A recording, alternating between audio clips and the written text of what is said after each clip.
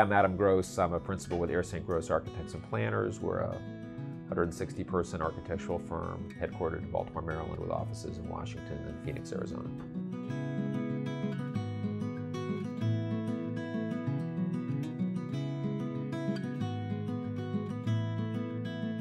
Through the early 80s, our firm's work was divided between a lot of work for the city and state.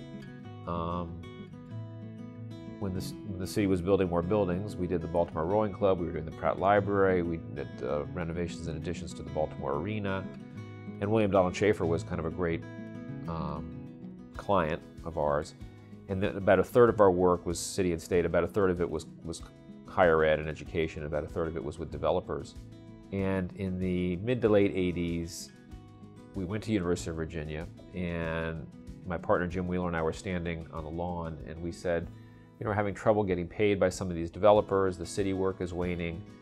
Wouldn't it be great just to spend all of our careers working in this kind of an environment in higher education? So we refocused the company's efforts on higher ed and never looked back, and it's been a fantastic market for us to be in over the last 20, 25 years.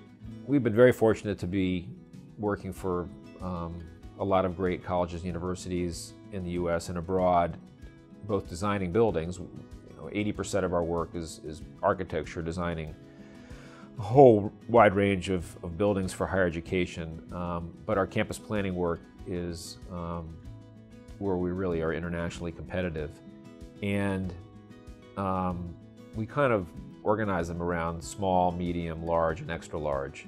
So we do a lot of work for small residential liberal arts colleges. We've recently working for Goucher, Micah, here in town, but also working all over the country.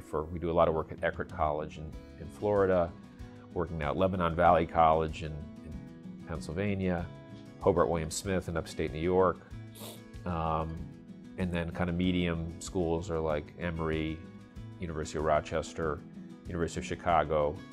The largest start typically getting into places that are both public and private, like University of Notre Dame, and then the extra larges are places like Arizona State, where Michael Crow has a vision to grow that school to 100,000 students. People keep asking me if I've retired, but no, I'm going to stick around for a while, and I'm still very hands-on on the projects that I'm personally involved in. So, and they range all over the map. We're doing work right now for Brown Advisory to figure out how to expand their little internal campus in their building. We're doing a lot of work for Michael Beatty, which has been a wonderful experience for us at Harbor Point, so I'm involved there. And I'm spending about half my time in terms of project-related time working with Wexford Science and Technology, an amazing company, not as well known in their hometown as they should be. They're headquartered here in Baltimore, but they're known all over the US for the extraordinary work they do at the edge of campuses. So the UMB Biopark here in Baltimore is an example of their work here, but we're working with them in St. Louis and Providence, Rhode Island, a combination. So St. Louis is with WashU, Providence, Rhode Island is with Brown and University of Rhode Island, Indianapolis with the University of Indiana. So it's been a fascinating relationship and a wonderful relationship with those guys.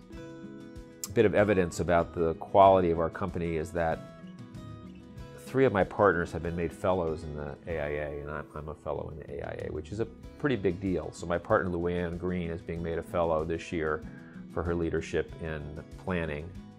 My colleague Ed Coles was made a fellow, and then my partner Glenn Burks was made a fellow because of his leadership in technology.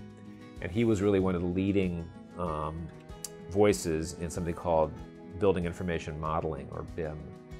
And Glenn, told us building information modeling was going to be the wave of the future, and we all said, no, you're crazy. We're going to continue to draw by hand, and we're going to continue to do things the way we've always done them. And now, of course, we all, congratulate him for having that foresight. So if you were going to design this bottle, in the old days, you would draw a plan of it, and you draw a section of it, and you draw an elevation of it. And now you build the whole thing in a 3-dimensional model. We use a software called Revit. So you build the entire thing, and then you cut it to show different elements of it for the construction documents. And so that 3D modeling tool is an extraordinary new method that most all architects are now using, and it ties into 3D modeling. So we can now draw the building in a 3D model, and then we can send that to a 3D printer and print it and study it and move it around and chop it in half. And so it's an extraordinary kind of new world in terms of 3D technology.